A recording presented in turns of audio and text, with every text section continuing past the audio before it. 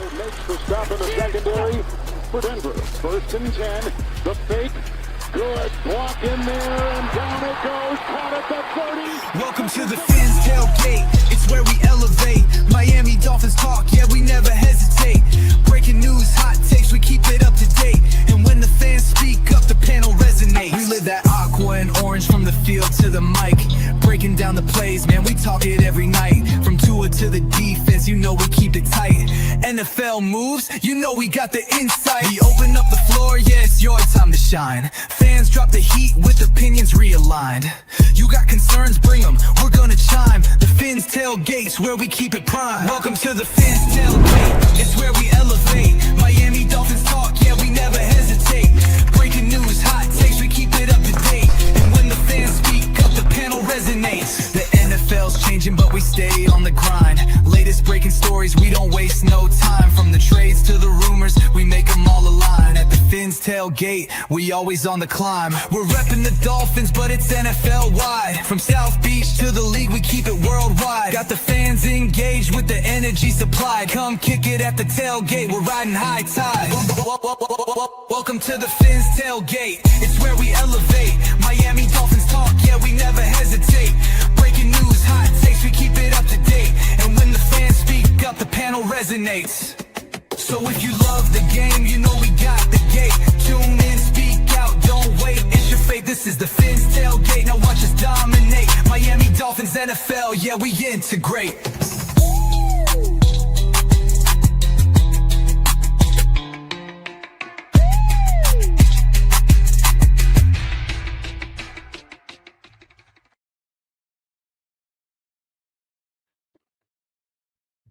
What is happening, Dolphin fans, and welcome to another episode of the Fins Tailgate with your host, El Capitan. Couple things I'm going to go through today. I'm going to just do a little bit more in-depth on some stuff, a little bit more drawn-out takes on what's going on with the Dolphins these days. Before we get going, make sure you guys are hitting the like button on the way in, sharing the page, inviting people you know. We don't just do Dolphin stuff. You know, we get messy around here. We have a good time. So even if you're not a Dolphins fan, you can ask some of the Bills fans, the Patriots fans, and the Jets fans that frequent the channel. It's fun over here. So hit the like button, subscribe. And yeah, I'm trying to get some more shows in, trying to be a little bit more regular with the program like we used to do a year or so ago. New things to talk about, that's for sure. Before we get rocking and rolling, I'm going to mention this Canes game yesterday. There's some quick thoughts on the Miami Hurricanes versus the Indiana Hoosiers. I mean, what a hell of a game, right? Everybody should be able to hold their head high. If anyone, first of all, college football has figured it out. The playoff bracket, the single elimination playoffs that they got, the bowl games, they still got some stuff. I think there needs to be some more teams, a little bit more competition early on. But if there was ever any doubt of two teams playing for the championship for all the peanuts, you could tell it was most certainly the right two football teams. Incredible show all the way around. That blocked punt, I thought it was over at that point. Completely, the Canes respond. Indiana goes for on 4th and 5, and Mendoza shows everybody. I mean, listen, dude, you never really know with these guys, right? And I've watched Mendoza in the playoffs, and I thought, all right, this guy's really it. But man, for a performance that he put on, busted lip, taking a beating, the Canes were, dude, they were all over him, and the toughness, it was a marvel. I mean, honestly, they earned it. The Canes had that last drive, and they were moving, and how it comes. A little bit of an underthrow. There was miscommunication. I guess the guy was supposed to look back for the ball or whatever. Doesn't matter. Interception to end the game. And, say what you want, Canes fans. I'm not sour grapes about it. They went further than I thought they would get. They caught fire late and, head of steam forward, and it was impressive of a season. And I think it's just a sign of more things to come. A lot of the best athletes in college football and in the NFL are all from South Florida. They all grew up in the neighborhood. And if you could have your choice to play on the Canes and be on the Canes team, that's worth something, some glory. I think the transfer portal is going to be lit. I think recruiting is going to be lit, and I think the program is set up really, really good. Fletcher and Malachi Tony both coming back is key.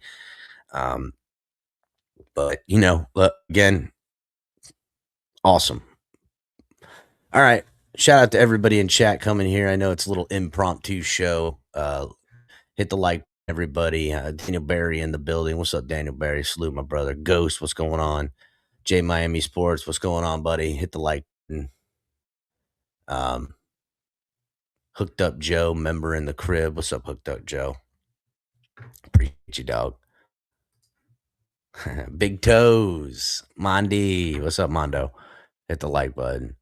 So let's kind of just get right in. I got a couple of things. Gonna try to keep it. You guys know I got things planned. I don't just sit in front of this microphone and read chat and BS. I've got an itinerary, dog.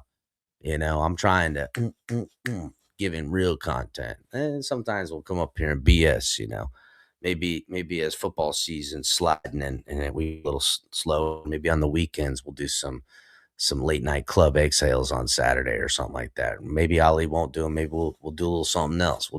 Go back to BYOB Saturdays. You know what I'm saying? Have a good time, kick it, open the panel, have some fun. But I'm trying to get a little bit more regular here with the program. So bear with me, folks, and hit the like button. Appreciate y'all. Night Wolf, what's up, dog?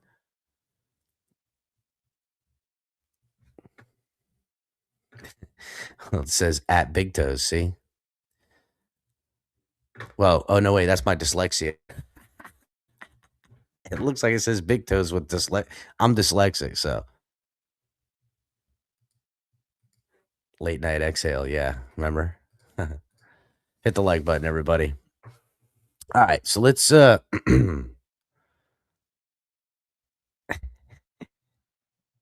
I got you. But it looked, my dyslexia saw Big Toes, so I'm calling it Big Toes. Fuck it. That's it. All right. Let's just crack this bitch open, boys. Because I've got a couple of things to go through. Let's start it off with this Jeff Hafley hire. Okay. Now, let's kind of get into it, right? This Jeff Hafley hire comes. Now, forest through the trees. We hired John Sullivan, and we're going to double back to John Sullivan stuff too. We got a lot to go through. The Dolphins, it kind of seemed that this was our choice all along. Yeah, they went through their process. Yeah, they, do the things and stuff like that. And, they're interviewing these guys and those guys and stuff like that. But that second setup interview in person, once Harbaugh was off the table, by all accounts, Mike Tomlin is not coaching next year. And there is some real talk about him not going to come back to coaching. Like he might do that Gruden route, or Gruden, Monday Night Football or something like that. Like he might be looking for new ventures in his. Listen, cash in, homie, right? Make close to the same money for half the work and certainly half the headache. Whatever. But you guys are all online. You see it. The content creators, everybody's kind of mentioning Jeff Hafley. Like you'll go down the list, but Jeff Hafley, you seem to like have a little bit more information about. People are talking about him a little bit more. The Dolphins diehards in the community, start doing what they do when they feel things are, evident. They start betting on the sure thing. They start, Jeff Hafley's the guy. Yeah, he's going to be the dude. They start championing it, and that's cool. It's not the guy I wanted. I'm not going to, no cap, right? It's not the dude I wanted. To me, we're going to go first-time head coach again. I would be more comfortable with the name recognition of Kubiak or Shula. I thought these were better. The way freaking Kubiak's offense is running, that's the guy I want. Honestly, we're going to find out who's better. Is it going to be Kubiak's offense or freaking Shula's defense that comes up with the win? We could have waited. But by all accounts, this character, this Jeff Hafley, was getting a lot of looks, a lot of interviews. He was set up to go meet the Titans. He was set up to go meet the Raiders. He was set up to go meet the Arizona Cardinals. I mean, Dolphins kind of feeling the pressure a little bit. Stefanski's gone, Harbaugh's gone, and now you got a mixed bag of nuts of guys minus Saleh and Mike McDaniel and Brian Flores. 2 out of the 3 of those coaches you've already had in the building. Mike McCarthy? Dust off of Mike McCarthy. You gonna call up McCoy? I mean, what are you gonna do? So really, they were looking at first-time head coaching hires, and their decision was obviously made. It just seemed like such, right? It seemed like their decision was made, and they wanted to do their due diligence. Hey, I feel like it just feels all the same. Either way, right? The ground, it was already coming out, and I have people close to the Miami Dolphins facility. Over the years, I've had people very plugged in. But still always have friends around the facility and with the team and stuff like that. And you guys know, you guys are Dolphin fans. You guys are diehards. You kind of start hearing it a little more. The local radio guy talks about it a little more. There's just a little bit more spotlight. It's almost like they're softening us up for the inevitability of whatever decision they want. And then you also will notice that there's the people on X and Twitter and some other content creators that are kind of champion a guy that is an obvious choice that the Dolphins want, but it hasn't been made yet. So there's this, I would like to call it collusion between the fans and the organization. I think it's whatever. Me now, and I don't know how all y'all are, but me now, everything the Dolphins do, I take with a grain of salt. I don't necessarily immediately co-sign. I'm not, my blind loyalty to the football team and its business dealings is gone. I'm a diehard Dolphin, dude. I've got stuff since I'm a little kid, my whole life. Paid attention to this team, everything, right? So again, South Florida native, like really plugged in, a lot of games and a lot of buildings, Orange Bowl since a little kid, Marina, I mean, all that stuff. And but this Ross era, I don't like how they do business. I don't like what they do. Now, this Jeff Hafley hire is the one they wanted. It's the one the people who come out in front kind of ushered in, the who convinced the fan base. They're going to juice it up, and I'm going to do it too because honestly, it's nothing against Jeff Hafley, right? The guy is getting his opportunity, his first opportunity in the NFL to be a head coach of a football team.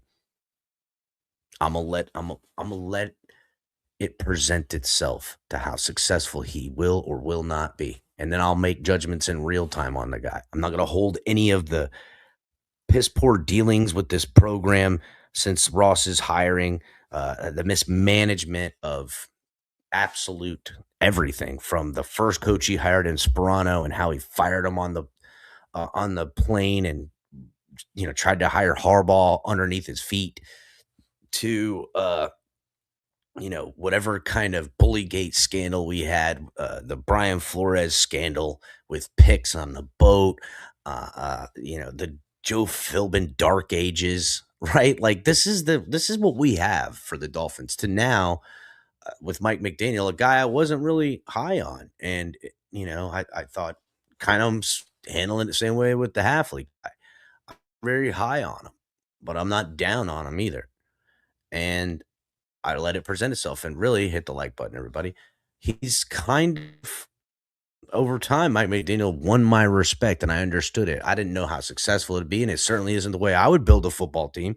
But I seen how it worked, seen how he worked, and hopefully as a coach that would be heading into fourth and fifth and sixth year, he could and get a chance to draft a new quarterback or, try it again. He inherited stuff. He built it up as he went. He had this quarterback, and maybe it could have got it right this time. It'd be no different if we were bringing in Robert Saleh or Stefanski in here from where Mike McDaniel was inevitably going to step in his next year as a head coach. Like this would be the same thing, right? So to me, I wouldn't have fired Mike McDaniel. I wouldn't, and I also wouldn't have hired Jeff Hafley. But let's kind of think of exactly how we got here. How did we get here? Right now, there's overreaction on both sides for the Jeff Hafley hire.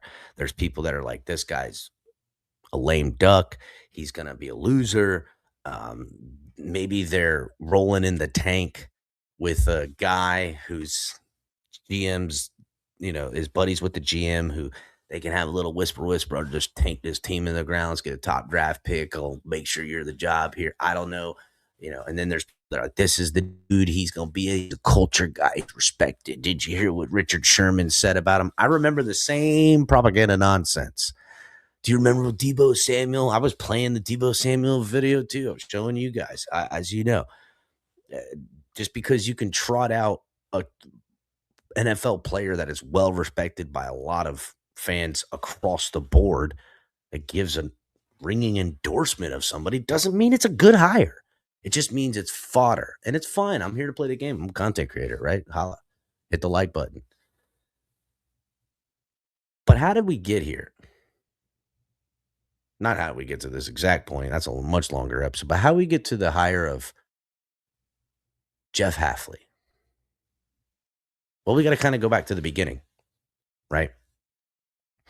And that's what we're going to do. We're going to travel down a little bit of memory lane, just a wee bit. Hit the like button, everybody. Shout out to everyone in chat. See Cat for Life in here. CCRR, somebody important. Ghost, everybody. What's up, everyone? Hit the like button. Thank you guys for coming through.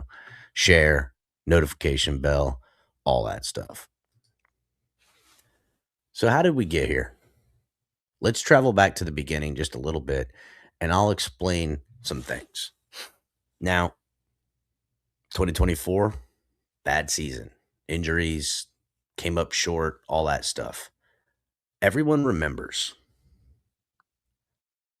that heading into the 2025 season, Chris Grier especially was a little bit more candid about his approach and what he was going to do and the expectations on this football team. I didn't forget. A lot of people did. He said, I am going to be making all the decisions now. And they've conceded to a soft reset a little bit, meaning that they weren't, mailing in. We knew they weren't spenders. We knew the team was losing talent. We knew the team was robbing Peter to pay Paul. We shed talents like Jalen Ramsey for Minka Fitzpatrick. Say what you want. Not the same. Jonnu Smith. But also in that, Minka Fitzpatrick. Darren Waller. Expectations were changed. Now, you guys who have been following me for a few years, you know that I was always kind of a Chris Grier supporter. Not because I loved his draft picks, not because I thought he was anything, but I also said, and I've said this for years, I think Chris Grier has one of the toughest jobs in the world. It's not just a general manager position. And John Eric Sullivan, if he doesn't know yet, he's going to learn it soon. We operate a little differently in here in Miami. And you guys can say, oh, that's not true. Well, I beg to fucking differ. It's been this same template since Ross got here and how they handle business. And if you don't believe me, there's not a coach who's gotten it every 3 years, every fourth year. It's just true, dude. It's true. I know you guys want to lie to yourself and believe that Ross and this Dolphins organization is without flaw. And it's just not. In fact, I can, every 3-4 years, I can point to some amazingly big scandal that we are infamous about. Everyone talks about. That's all there is to it. So, anywho, Chris Greer always had a tough job, how I saw it. I also knew that, Tua Tagovailoa was on his last potential year. So was Chris Greer. So was Mike McDaniel. And I said, look, I would much rather keep the GM, keep the head coach, and get rid of this quarterback.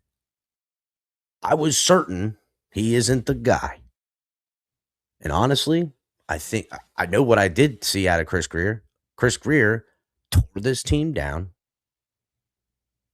rebuilt it, had to change head coaches during the rebuild. And you can say about his draft picks that he's missed. You could say about players they didn't re-sign.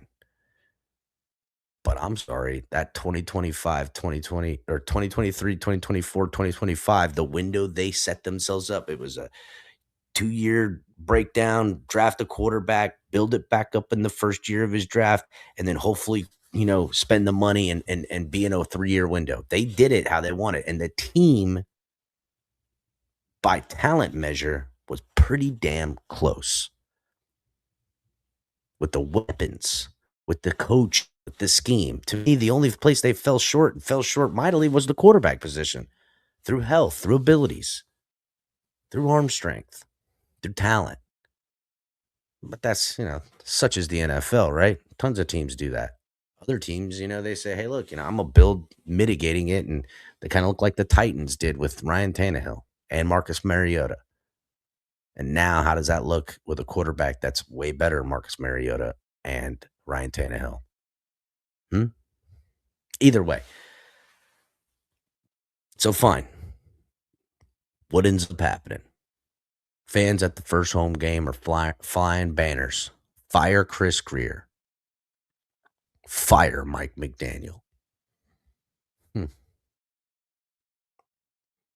They did it a couple times.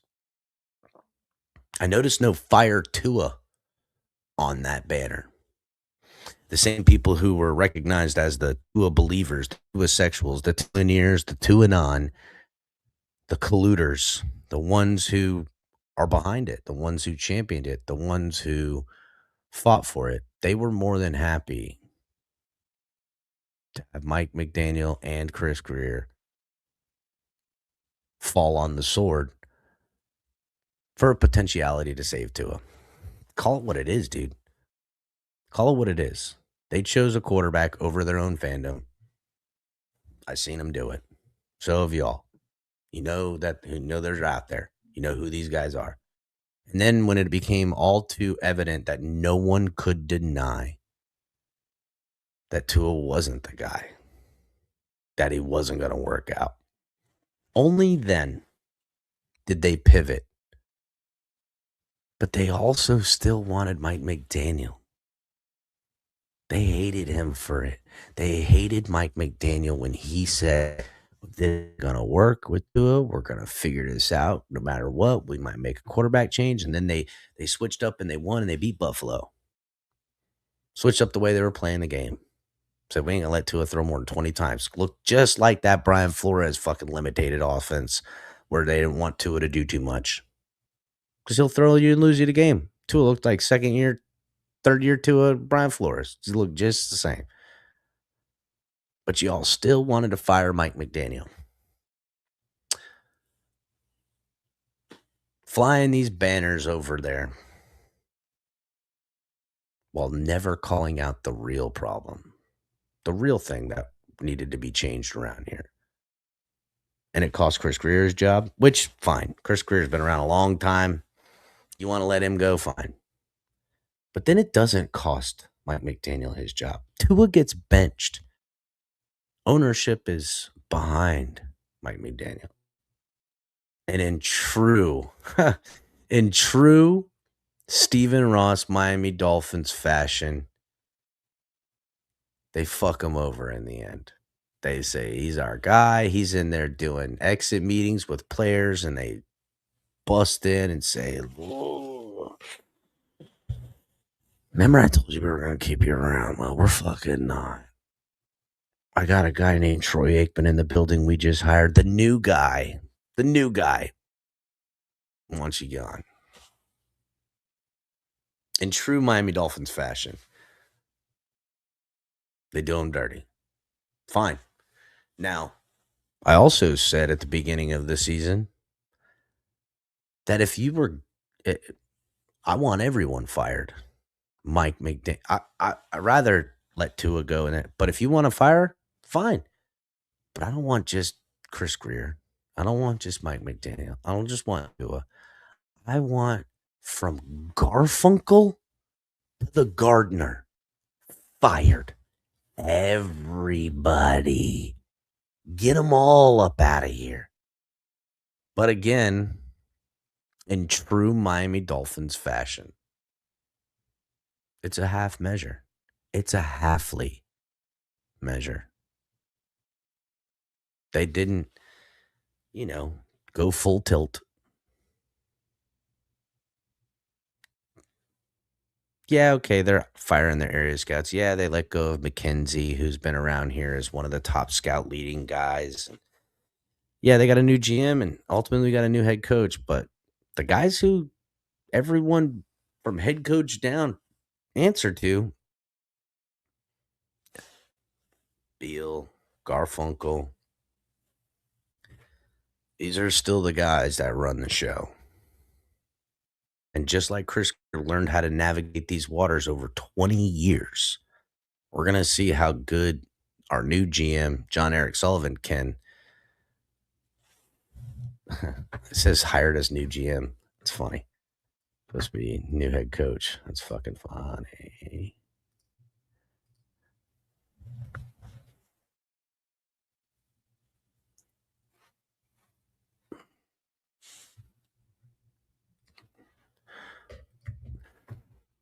The guy they hired as new GM is going to find out real quick that, yeah, it's his show. He runs it. But when it comes time to make decisions with money, when it comes time to make decisions with picks, extensions, free agents, hires, no, okay. Some guys, they'll let them hire as coaches that they want, stuff like that. But you know what? There might be a guy already on the coaching staff that they don't want to let go of. They like him. He's really good at his job, and they're not going to make you do it, but they're going to make you understand that you have to do it. Just how this team rolls, dude. It's how it's always been. And you know what? Hafley ain't going to come in here swinging his fucking dick around saying, you got to hire this one, fire this one. He's grateful to have the job, I'm sure.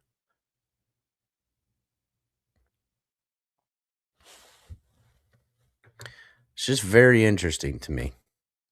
Shout out to Nightwolf. McDaniel signs with the Chargers. Wow.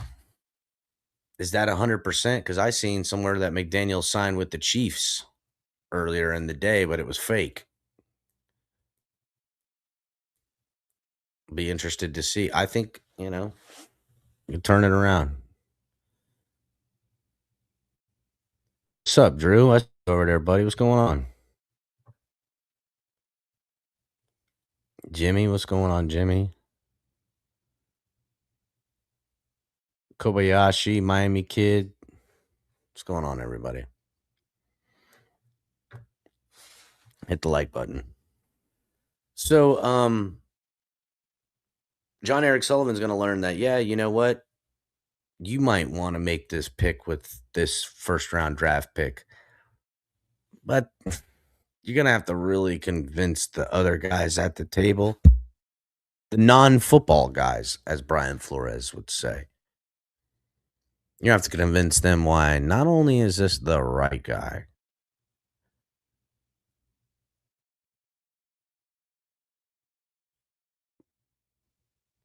but that the guy they know is profitable, the guy they want, isn't the wrong guy. That's the facts. That's the facts. And that's the water in which our new GM and our new head coach are going to have to figure out and navigate. And speaking of new GM, Dolphins yesterday or day before, I can't remember, released this interview with our new general manager. And you know what? Rather than just showing a couple of clips, rather than just, let's go ahead and watch this. Let's give a little breakdown here. Let's listen to what our new general manager. Now, this is before the hire of our head coach, so there'll be some stuff about that. But let's just listen in to, what his plans are, who this mofo is. They got him sitting with Travis Wingfield, who still hates El Capitan, still has me blocked. I can't even remember exactly what I did to Travis Wingfield personally, but I know he and others in the building. Actually, I know exactly what happened with Travis Wingfield. Him and others on Twitter and on YouTube, they hate me. They hate this channel.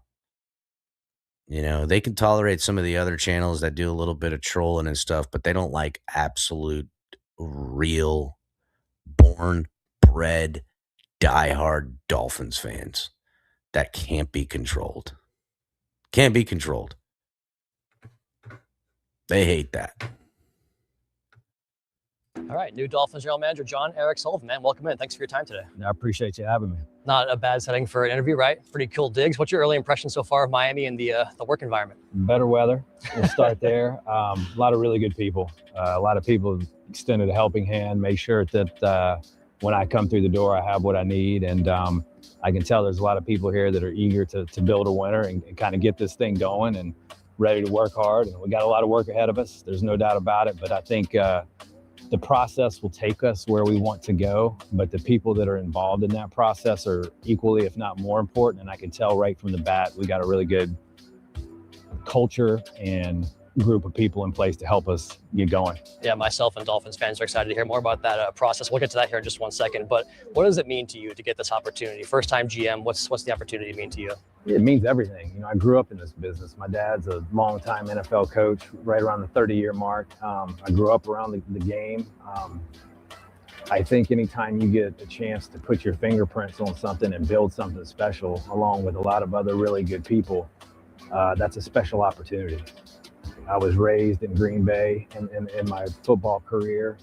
I believe wholeheartedly in the process that I'm bringing through the door. And quite frankly, I hope long after I'm gone, that process is still in place here, much like Ron Wolf brought it to Green Bay and it's still in place there. I would say that's my hope, that we win a bunch of games. And when I take off from here, that the fingerprints are still in place and they keep that going down the road for long-term sustained success. So I'm glad you. Now, let's hold them up. He's saying the right things. He's saying the right things. I mean, this is kind of coach speak. It's kind of football speak, I will give this to Sullivan. He definitely, obviously through his father, has some connections and stuff, but he took the long road traveled. It's not like this isn't like a guy who is getting a leg up for no reason here. Right? He's not, this isn't like a friendly hire. I think the guy, by all measures of whom gets general managing jobs, he's got the resume to fit it.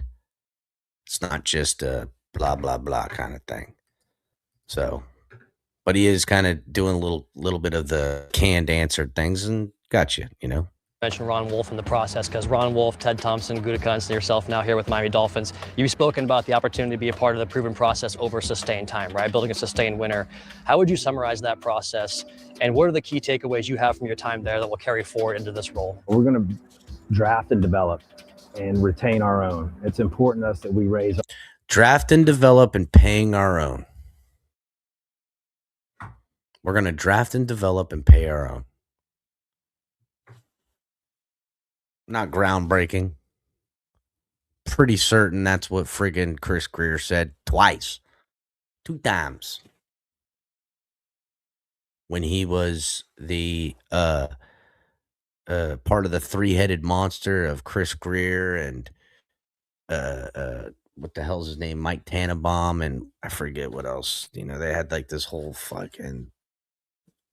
They're always reinventing the wheel which way football organizations are done in Miami. These guys are.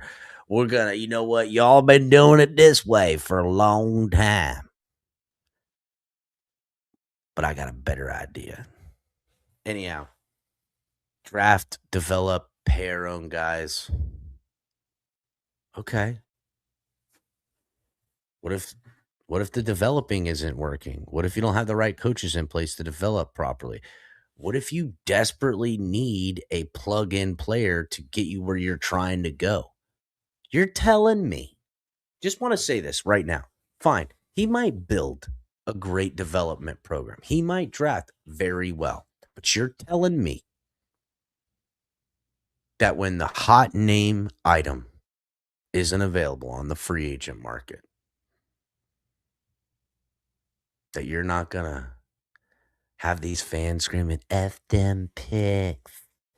Oh, I know we were going to build through the rebuild and we were going to do it the right way this time finally, but oh my God, I want to do it differently. I want to go back to everything I always done.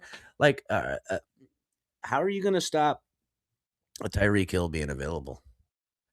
An Ndamukong Suh?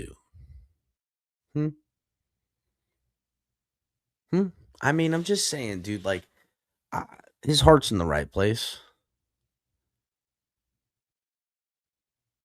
But when you talk to Brandon Beal on your way to the office, he's like, listen, we got some big news. We're hearing that so-and-so's getting traded. So-and-so's getting traded. They're willing to trade him. We're first in. I know what you're thinking. We might, you know, I get it. It's not in need, but man, how much better could our team be if we have this 4-time Pro Bowler, all pro, blah, blah, blah, blah, blah, blah, blah, on the football team. And just so you know, the owner badly wants him. Decision's made, dude. You better go in there and say what they want you to hear. That's how the Miami Dolphins operate and a top down.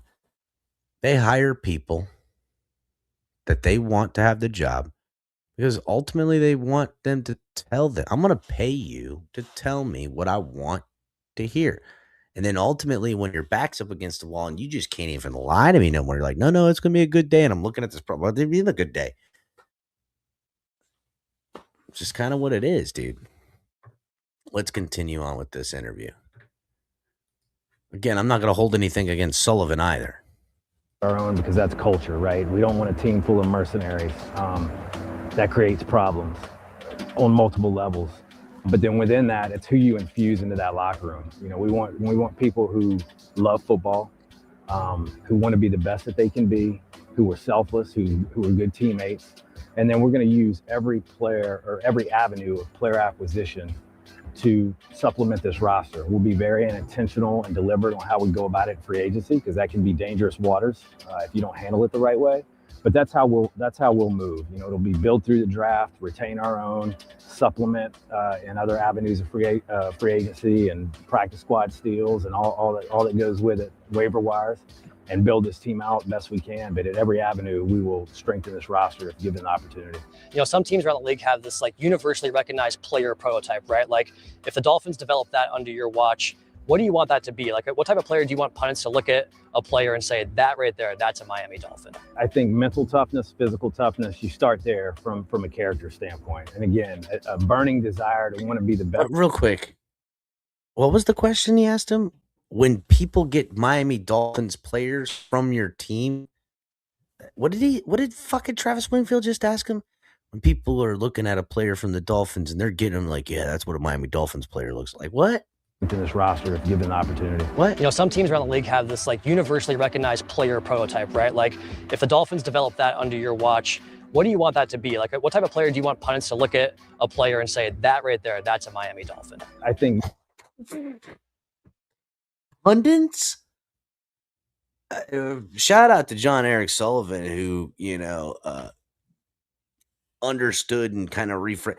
I think what he was trying to say is, what's the identity of your football players that other people will recognize as Miami Dolphins identity? Like, what does that look like? Like, what the hell is he even talking about? Mental toughness, physical toughness, Okay. you start there from a character standpoint. I can't And even again, ask a a question. burning desire to want to be the best that you can be and win. That's what we're all here to do. At the end of the day, if you broke it down to one word, we're here to win. And then within that, our division runs through Buffalo and New England and New York, cold weather places. There's a saying in our business, fast gets slow, but big doesn't get small. So I love that saying, fast gets slow, but big don't get small. That's an old school saying. That's that old Dallas Cowboys saying. I see why Aikman liked the guy using that old fucking. understand, like, we're not going to sacrifice speed and explosion and skill for a bunch of big stiff guys, but we are going to have substance to us at all levels of our team, at corner, at receiver, at running back, and certainly up front. We will build this team, starts with the quarterback, and then we will build this team from the inside out. We got to be dominant on the offensive line, dominant on the defensive line, and then explosive and athletic on the perimeter where we can attack all three levels of the field, and it gives that offensive coordinator flexibility to call the game the way that he wants to call the game, most importantly in any element. Adaptable to what the All right. Said a lot of good shit right there. Honestly. Said most important thing is the quarterback. And then a team that can, overcome any element. I vibe with that. At least he knows the fucking job. It's about the quarterback, buddy. You build from the quarterback on. And that's exactly what it said. You build from the quarterback on, and then we need a team that can survive any element. opponent can show you as well on the other side of the football. What's the process in IDing a player that fits all that criteria? I know it's a lot, but what's the process of trying to find players that fit that criteria? It starts in the summer. You're watching their junior, sophomore tape, depending on what level of player he is. So you start there, and then you go through your college process in the fall of going to games, talking to a lot of different people about the makeup of this player. I always refer to it as football character. What makes this guy tick? Where does he come from in his personal life? What experiences has he overcome? What adversity has he overcome? And then you watch hours and hours and hours full of tape, to put a value on this player. And then obviously you have the second part of it with a lot more touch points, all-star games, combine, pro days. And the more information that comes in, the clearer the picture gets. And then eventually, we'll go through draft meetings. We'll have a lot of discussions with our scouts who have spent years at this point identifying these players and doing a lot of work on these players. And we'll set the board, and we'll go pick players that we think, number one, will help this football team. Look, at the end of the day, you got to be able to play, right? You got to have talent to come in here and make a difference for this team. But then we also want to make sure it's the right kind of guy that we're infusing into that locker room from a character standpoint. It's a long process. You have to love it, right? You have to love it to do this job effectively. Yeah, I think if you don't have a passion for this game and for this job in particular, you'll drown, because it's a lot of work. It's a lot of late nights. It's not a 9 to 5. And if you're passionate about it, you'll do well at it. But if you're not, you'll get identified pretty quickly. So you've touched on this a few times in this interview already, but during the offseason, it can be so easy to get caught up on the shiny object, right? The big free agent sign, the early draft pick. But I once heard you better get your internal evaluations right, otherwise you've got no shot. What's the key to making that a reality, getting your internal evaluations mostly right? Yeah, I mean, look, any good scout knows their team better than they know anything else. So, we've done the work there. There's a lot of work to do on this team. I've already talked to I've had a couple of the guys pop up to my office, and we've talked about what's important to them. We have 30 UFAs, just start there. You can't bring them all back. So there's going to be a lot of work to do, but we have some nice pieces as well. A-Chain's a difference maker. Brewer's a really good player. Brooks is a really good player on defense. There are building blocks and pieces. Patrick Paul is a good left tackle. There's pieces, but we have a lot of work to do in certain areas. It's our job to make sure that through the draft and through the other avenues, we're making this team as competitive as possible at every position, because competition drives the individual to excellence. I don't care if you're talking about on the gridiron or if you're talking about in the office place, if you don't have a lot of weak links, everybody else is going to get better. And that's our job as a personnel staff, and my job as a general manager to make sure that we're cultivating that day in and day out with our football team and then what goes on in that building. My very next question. Ooh, I noticed he named quite a bit of the stars on this football team. I did notice whom he didn't name. And also, talking about interesting, a lot of the names he put out there are guys I'm wondering what the Dolphins plan to do with. Obviously, he's got eyes on them and has some kind of idea what he plans to do for sure, as far as keeping them or not. But interesting things being said here by John Eric Sullivan. I'm kind of picking up what he's putting down a little bit. He's giving you guys a little bit of peek behind the curtain while also, not doing too much and tipping his hat. I am going to be interested to see some of these hires, some of these guys he plans to bring in here to help him make the decisions, because he's only one man. You can't watch all the film. You can't scout all the players. You can't make all the decisions. You gotta have your guys, which honestly is why Hafley's here. It's a guy he trusts, which makes sense. I told you guys that when he got hired. I get it. Let's continue. Was Achane, Paul, Brewer, Brooks, and Waddle. I had Waddle. Waddle. You rattled them off the top of your head, so it makes perfect sense. Oh, look, even fucking Travis picked up on that. Oh, yeah, Waddle. Yeah, we like Waddle too. Yeah. Because there's more players than that, obviously. But what does excite you most about the young core talent you have here? Because you mentioned speed and size, all the things you want to find on the football team. What about that core really excites you the most? Yeah, I'll start with Jalen. He's as explosive of an athlete. His ability to create separation at the top of the route is as good as any. Obviously, Achane's production speaks for itself. He's a 3-down back. He can strike from anywhere on the field. He's a home run guy. Brewer's ability to play out in space, snap, step, reach, get to the second level. And he plays, quite frankly, much bigger than his listed size. So I would say we have a lot of explosion and athleticism within the people that we talked about there. And then Brooks is just a ball player, man. He can run. He's got great instincts. He'll strike you. That's an exciting group of guys to build around. And then Pat Paul is a huge man with length who plays. I noticed he started with Waddle, but I noticed a little bit of not the type of, I don't know, what's the word I'm looking for? Not the type of shine on Waddle as I anticipated, honestly. He's there is a little bit of an interesting thing of whether or not Waddle will be the guy on this team, if he's going to stick around. What's going on, everybody? Hit the like button. What do you mean he lied? He didn't lie. He's not lying, Lou. There's not a lie being told in there. Yeah, Jamie, that was no endorsement. Listen, Waddle. He does a little Waddle dance like the penguin. Everybody knows who this is. They didn't even show a clip of Waddle.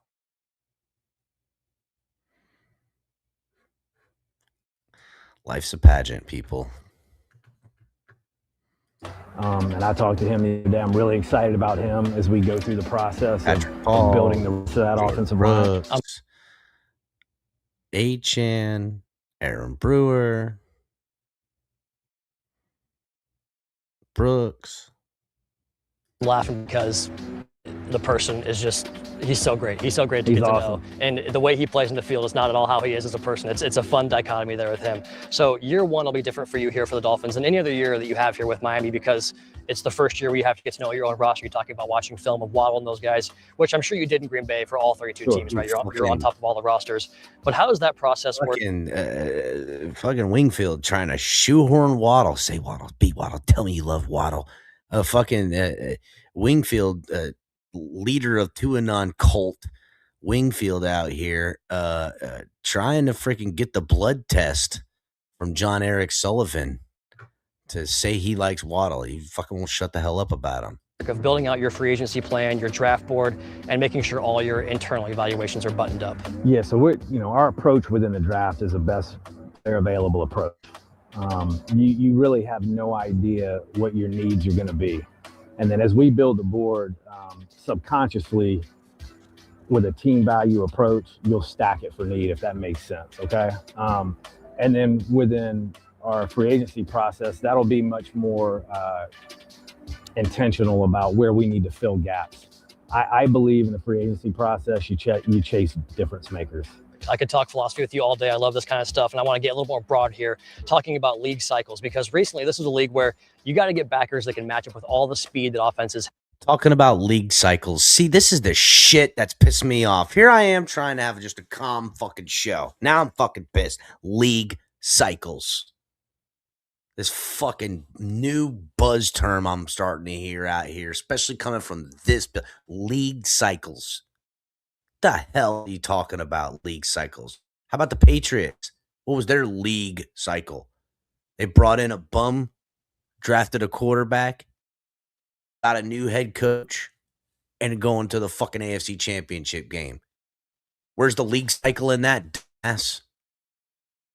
Who's the Travis Wingfield guy in fucking New England? I bet you they don't even got one of these dorks. I'm so sick of this shit, dude. Sick of it. League cycle. Shut the fuck up, dude. It's football, man. You put together a team, you boys sell out, everybody fucking works their ass off, and you execute. The fuck you thought? League cycle. What do we gotta wait? We gotta. You know what happens to the teams in college football that wait on league cycles? They fucking fall apart because NIL's changed it, motherfucker, every year. You can't even hold the guys no more. You draft them or you get them out of high school. They come for a year. They don't play. They're outie. Or even worse, you draft them, you train them up. They're really great, and then someone pays them more money in the outie. League cycle. Fuck it. And now we're seeing this return of the power run element, right? And offenses are trying to combat the speed on defense by getting bigger. What are your thoughts on the cyclical nature of offensive football and where we're at in terms of power run game, short, high percentage throws, playing shell? I thought it was about the other thing, and it's even worse. It's even worse. It's not even about that point. He's talking about, now it's going back to more run football, and it's more pass football. It's more run and more pass. The fuck are you talking about? These guys outside of Tua, everybody's getting 5,000.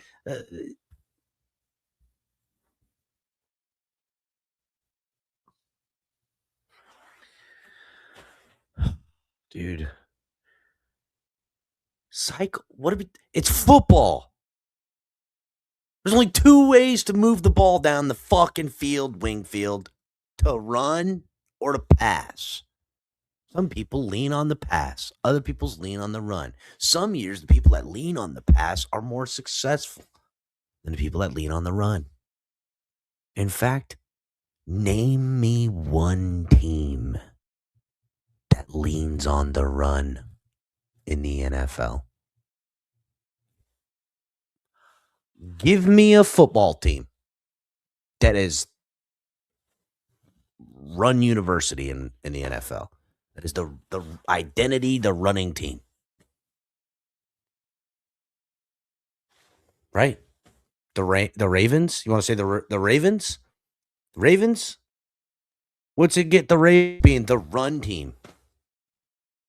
I'll tell you what it got them. Fucking got their fucking coach fired. Is what it got them. This is what it got them. What the hell is Wingfield talking about? The day in which freaking, forget it. Let's just continue. Light boxes where we are in 2026 in the NFL. Yeah, I think the best teams are have the ability to be multiple. That's the hardest to defend, right? So again, I take my jacket off. It's fucking pissing me off now. No shit. It's got to be the teams that are multiple. Because the game isn't just thrown to win. The game ain't just run to win. It's a game played on multiple facets. and when I talk about getting big on the interior, it's not necessarily at the sacrifice of athleticism. We're not going to have stiff guys that can't move because we want to be multiple. We want to, if there are times in the game, we want to get thick on you and run more of a power gap scheme. We have the ability to do that. And then there's times we want to run off the ball, And so, I guess that would be my answer to that. I think the way that you build this team from a trait standpoint, you have to be very cognizant about being able to be multiple so that you give that coordinator on either side of the ball the flexibility to call the game the way that he wants you to call it. I don't think that, you have to affect the passer on defense, right? But I think you have to have 2 to 3 big men that when you got to go stop the run, you have the All ability right, to do you know that. what? You Never have a mind. bunch of Forget stuff. it. I've had enough. Forget it. I can't do it anymore, boys. I can't do it. I'm sorry, everybody. I can't fucking do it no more. Well, you need big guys because you got to fucking be there. Have anything for interior, but you also can't just have all big guys now. You gotta have, you also gotta have some small guys for some speed because you never know. You could be going against one of the throwing teams that need speed. These quarterbacks now are kind of mobile, so you gotta make sure you got some speed guys. But hey, don't get all speed guys because then you get pushed around by the other teams with the big guys. So you gotta kind of think that listen, if I got big guys, I can run, but now I'm kind of slow. If I got small guys, I'm fast, but now I'm kind of, weak. It's just you got to kind of be multiple and you got to kind of think about it in those ways. I mean, dude, I just feel like vomiting. It's just so much of the same crap. I mean, what are we talking about, dude? What are we talking about? Okay. I mean, first impressions, John Eric Sullivan, sharp as a tack. Buddy. Yeah, we getting petty, Capitan, tonight. Fuck it, Night Wolf. I tried. I came in here trying to be cool. Apparently, I can't. I'm fucking getting pissed as I watch this video now. I don't know, dude. I don't know. That's true, Night Wolf. It's not a no, but that ain't our coach. That's our fucking GM. We don't. What are we gonna see this motherfucker at the podium twice a year? He gonna be behind the scenes. See him be doing all this stuff. He gonna be doing it. So I don't know. All right. Well, let's continue on. Lou, I don't know if we fucked yet, bro. I mean, again, he's got the canned answer shit as you would expect, right? He's got the canned answered shit as you'd expect. But he really gonna have to wait to throw around. I mean, the only thing, what the Dolphins, when they hire a GM, extensively, what we need, Dolphins fans, what we want and need, not what we not only, no, we want, but what we need because of the power structure through ownership and the collective and what's going on in the building and how this program has run. I mean, listen, you guys think it was hard 10 years ago in the Dolphins coaching staff. Now it's a well-oiled machine. There was all the power struggles and who's on the inside, who's the guys in the shadows that, you only see them when things are good and they're on the field and they're all getting the flowers. But when things are bad, they're standing next to the owner like, I can't believe this coach, this quarterback, this GM. And, everybody loses their jobs. But these guys come out on the other end with title changes, fucking higher positions, more power. Ultimately, what Dolphins fans need from their GM is a guy who can scout the best. He is the best. He's a glorified scout, talent evaluator, collector of things. That's who it is. A guy that has data, that has eye, and knows what he's looking at per person, per player, per position, with an overall idea of this is a talented football player. This is what he could run. This is what we could use him for with the coach that I have. And he's got to hit at a higher rate. That's it. Because what else are they doing? It's crazy, dude.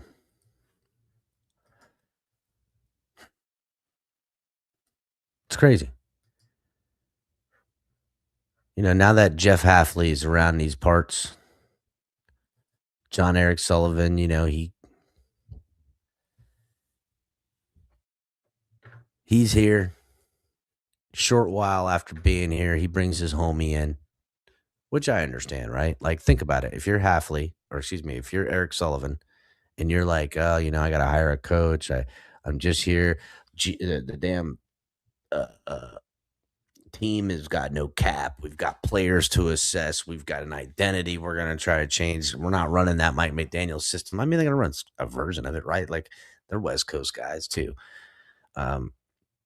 But in that same aspect, there's going to be some changes. We need bigger boys around here. We need bigger guys. I don't need a 310-pound guy. I need a 321-pound guy. So, anywho, these boys got a lot of work to do. They got players to assess. Who are they keeping? Who are they firing? So, first thing he's got to do is get a head coach. Well, I'm new in the building. I don't even know fucking everybody's name. How many names do you think John Eric Sullivan knows right now of people who are in the offices, a part of the organization that will be around? Like, does he even know his secretary's name yet? I know her name. I know who his secretary is.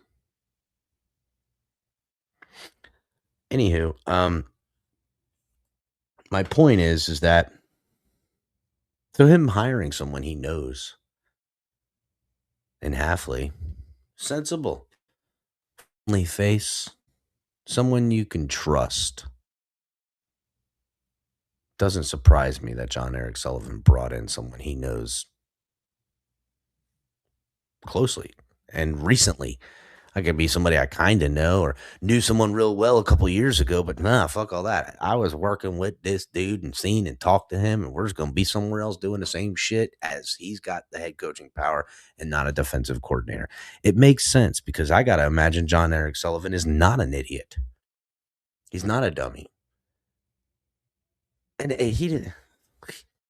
I'm not a dummy. These Dolphin fans aren't dummies. I know these boys ain't dummies. These guys that are up there. Word is out on Miami. Word's out. These coaches, these GMs, these players, everybody knows how it works here. Is that something you're willing to be a part of? You're not asked to come and be the general manager of Miami. You're asked to come be Miami's general manager. Let me rephrase that for you. Let me repeat it. You're not asked to be the general manager of the Miami Dolphins. You're asked to come and general manage for them. That's what. Now, John Eric Sullivan might say, hey, look, yeah, I'm a team guy. I can make it work. I know how it works because I promise you he knows how it works. And to think, hey, yeah, maybe this guy, maybe that guy, but Hafley I know. And in what will be a volatile, hard-working, lot to get done in a short while. I need to start with somebody I know. Somebody I know I can work with. So at least I ain't got to get through this awkward, hey, what's our vision? What are we thinking about? What are we thinking about trying and doing? What do we want? No, I was on the Packers. I've fucking helped get players for the Packers and we'll do football. You were on the Packers. You know how we do shit. I'm going to try to kind of do that here in Miami. Help me out, home dog. Help me out, home slice.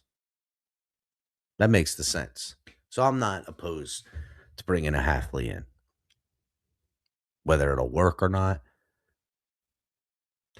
I know, guys. I seen Mike McDaniel to the Chargers. Actually, here, let's do it right now for everybody watching and freaking out. Hit the like button, everyone, because we have breaking news. Is a TF breaking news.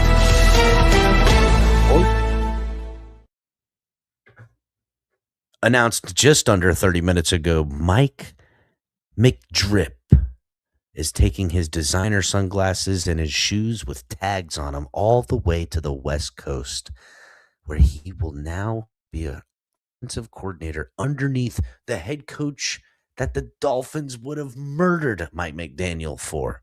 To the head coach, Stephen Ross would have paid an Epstein's Island ransom for. Jim Harbaugh will finally go and coach under what is the best quarterback he's been a part of since Matt Ryan. Best quarterback he's going to be around since Matt Ryan. That's a fact. Now, can he, with his infinite friendly wisdom, can Mike McDaniel change the course of Justin Herbert? Can he do what he did with Tua? Made Tua look great, because we know he ain't great. Can he do that with all the talent that Herbert possesses? Man, oh man, oh man. Buccaneers are pulling their little bit of hair out of their head that they've got left, because Tua is out of here. His guy who got it. And now Herbert, the guy we should have took, is getting coached by this. I mean, look, Chris Greer is looking across to LA right now going, how the fuck wasn't that me? How did I not have freaking Jim Harbaugh, Mike McDaniel as my OC with fucking Justin Herbert? Shit. That's what Chris Greer is looking at.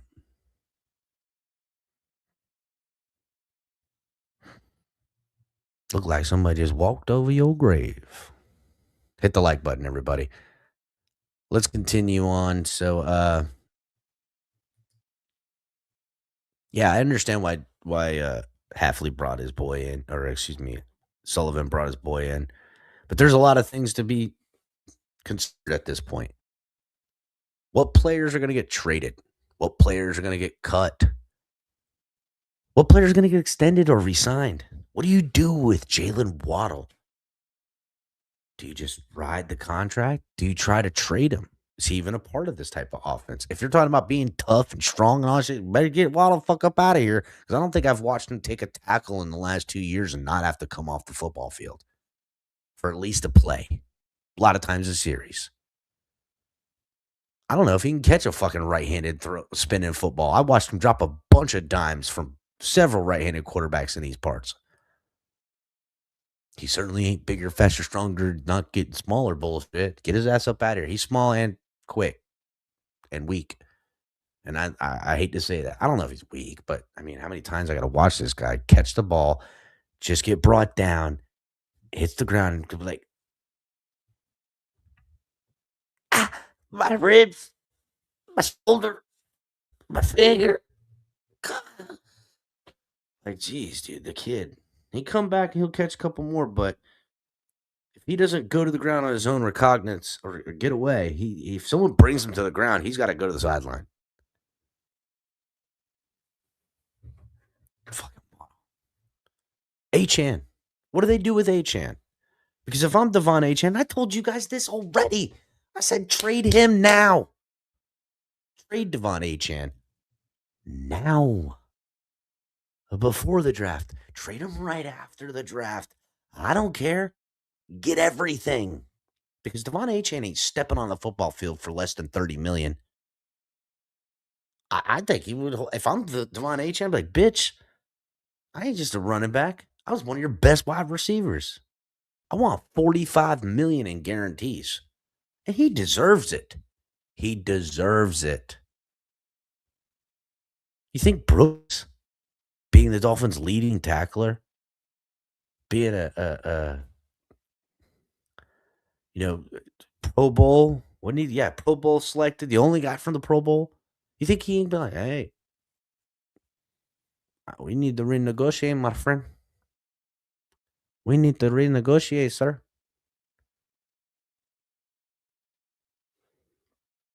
Brewer. These are the names the guys talked about in there.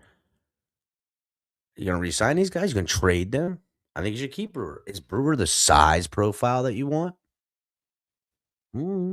Fitzpatrick, what do you do? Tyreek, what do you do? Tua. I mean, I'm assuming he's cut, right? Tua's out of here.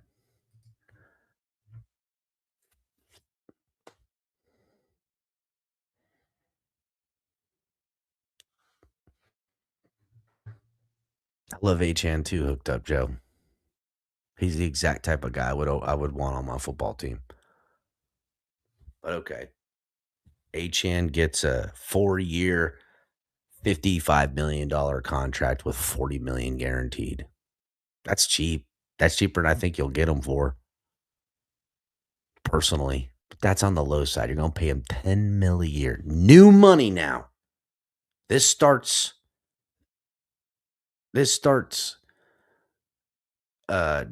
not this year. So it's a 3-year extension on a 4-year new deal where he gets $40 million guaranteed. You don't have to start paying on it till next year, but right away, that means you're going to break up $40 million minimum over 3 years for Achan.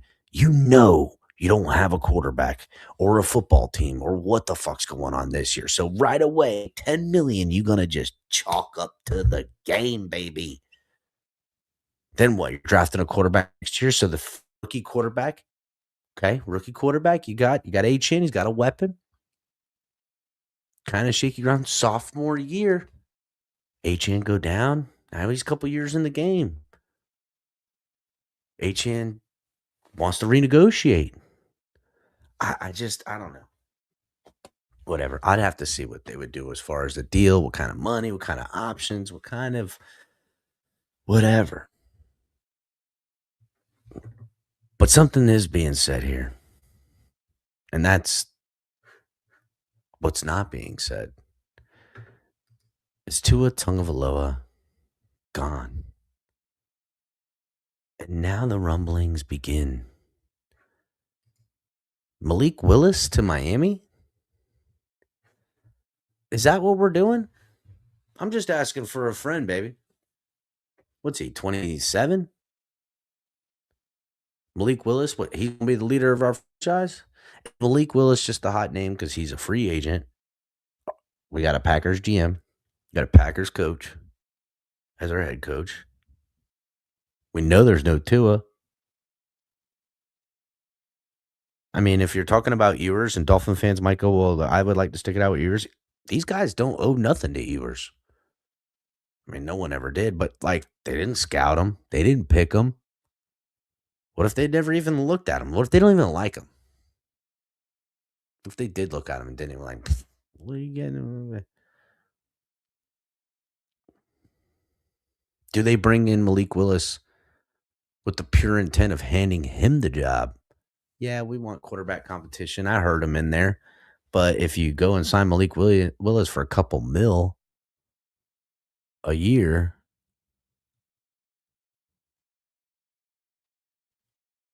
you're not going to put in, you're going to give him every chance to start. See what I'm saying? Also, as these rumors about Malik Willis come down, how the fuck we paying for it? What are you going to sign? You going to sign Malik Willis to a 3-year deal? Malik Willis, 3 years, 30 mil. You're going to give Malik Willis the same amount of money to come to Miami as you could probably give plus another year and 10 mil for Achan to stay. I'll tell you this right now, as I just went through saying we should trade Achan. If they do trade Achan, but sign Malik Willis, everything John Eric Sullivan just said is bullshit. Complete bullshit about keeping our own, signing the guys that are in-house with talent, and not filling it up with mercenaries. In one signing and trade, he'll gone back on all of the words he just put on his introduction. Something to think about. Something to observe. I'm only half listening all the time when it comes to what these guys are saying in the organization, but I'm always watching. I'm always watching how they're moving, the decisions they make, and the ones they don't make. You guys forget when they started this season, it was addition by subtraction around these parts. People wanted to get rid of friggin' Tyreek Hill. He was the best player. Tyreek Hill injured is the best player on this team still. I don't know. Achan's fucking pretty damn good. So is Brooks. But you get my point. A healthy Tyreek Hill is the best player on this football team.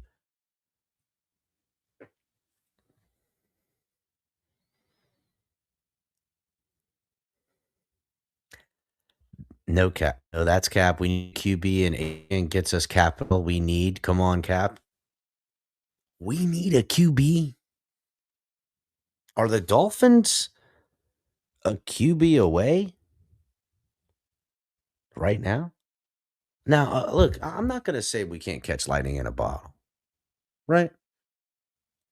You catch lightning in a bottle and you could turn around and we could be the Colts next year. We bring in the Daniel Jones flavor of the month, the Reformation Project. You know what? I'll be honest too. The NFL is rewriting these Reformation projects every year. Look at fucking Seattle right now with the dude seeing ghosts. They're going to be seeing an NFC Championship game.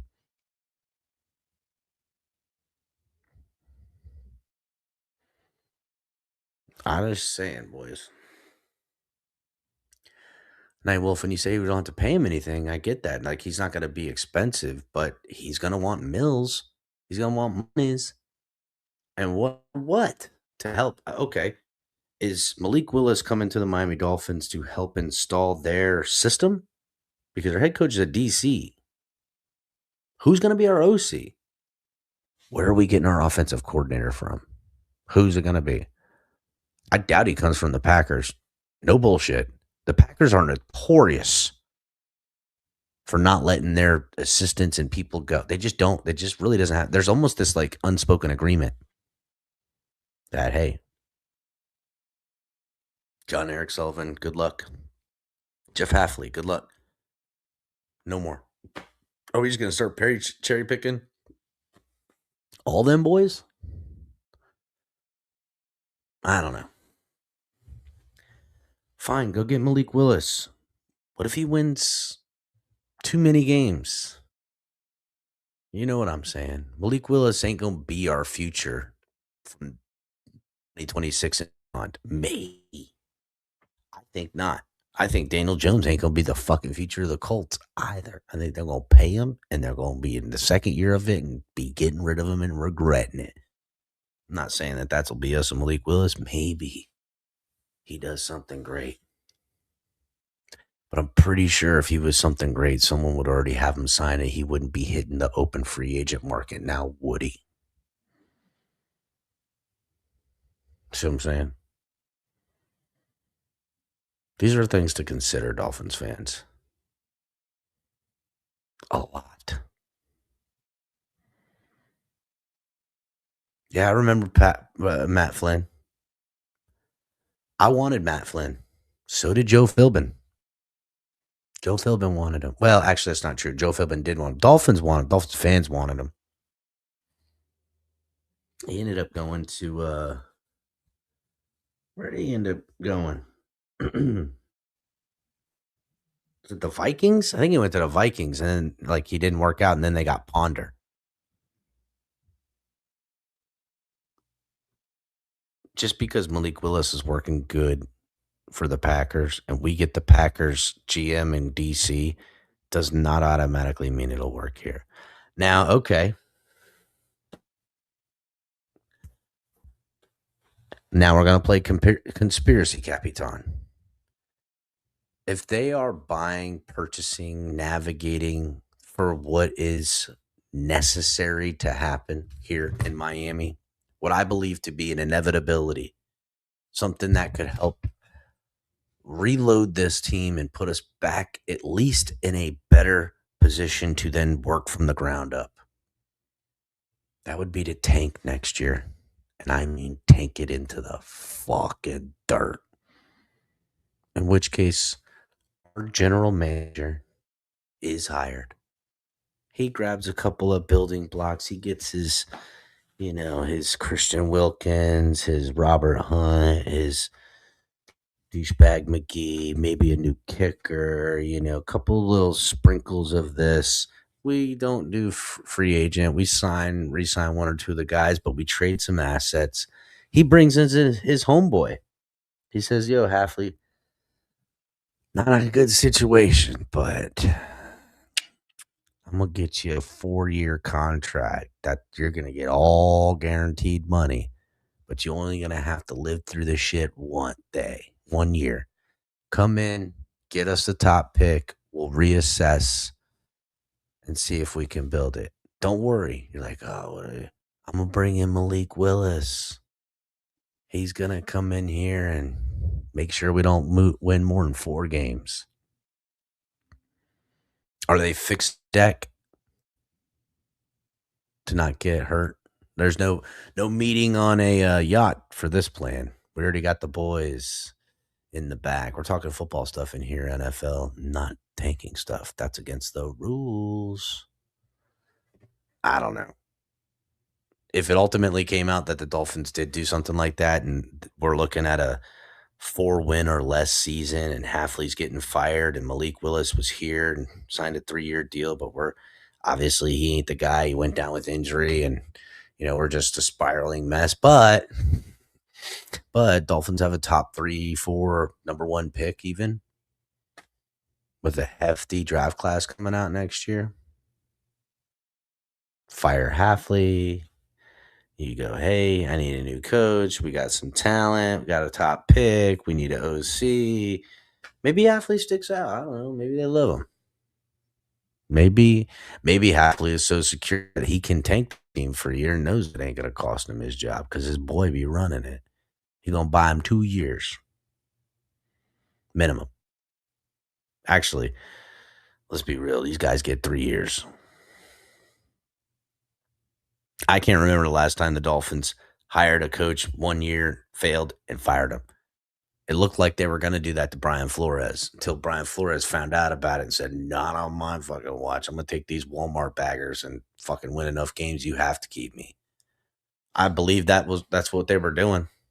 I have no proof, but I remember everything that was happening those days, how it was hired, the sentiment, everything. I was like, oh, they're just bringing this guy in for the shit tank season so they can secure the top pick and get Tua.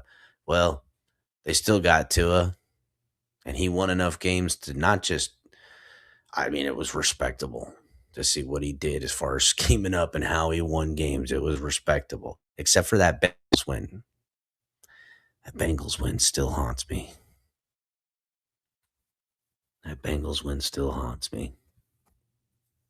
I don't know, guys, but we're going to be seeing some more movement. Finalizing of the deal will be done tomorrow, and then we'll see coaches. Like, we're going to start seeing coaches. Bye. We're going to keep this D-line coach. We're going to keep this guy. We're going to keep that guy. But bye. A lot of defensive dudes changing. Offensive guys, I don't know. Does he keep some of these offensive guys? How much is the scheme going to change? How well does he know any of these dudes? Who knows who? Am I bringing in this new OC to be my OC? But we're going to keep Frank Smith because he knows him. Hey, Darren Bevel, you up fuck out of here. Whatever. I don't know. But a lot of that's going to be happening. Then we'll see what kind of moves the upper management takes. And then it's right on to fucking pro days and draft. It's over. College football done. NFL and playoffs and Super Bowls coming, but boom, we right back in it. We have a lot to talk about. Make sure you guys are here at the Fins Tailgate, hanging out and talking with us about it. Hit the like button, subscribe. I appreciate y'all coming through tonight. Shout out to everybody in chat. Salute everyone in chat coming through. Make sure to hit the like button. Make sure to share the show. Comment after the videos. I see you guys. You guys got a lot of questions. Got things you want me to respond to.